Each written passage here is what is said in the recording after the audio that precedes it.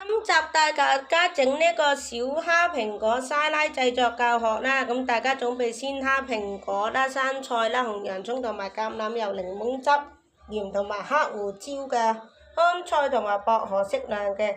咁大家準備一啲蝦啦，將鮮蝦清洗乾淨，咁呢就去掉殼同埋蝦線。大家可以呢選擇用清水焯水，焯水嘅時候呢就加入一啲鹽啦。咁呢煮2到3分鐘，直到啲蝦變色呢，撈出呢就放涼啦。準備蘋果呢，清洗後呢切成小丁，為咗避免氧化，大家可以切好後滴少量嘅檸檬汁啦。準備生菜同埋洋葱，生菜用清水清洗，瀝乾後撕成適當大小，放喺大碗中。紅洋葱切成薄片喎，咁跟住調製一啲沙拉醬喺一隻細碗入邊混合。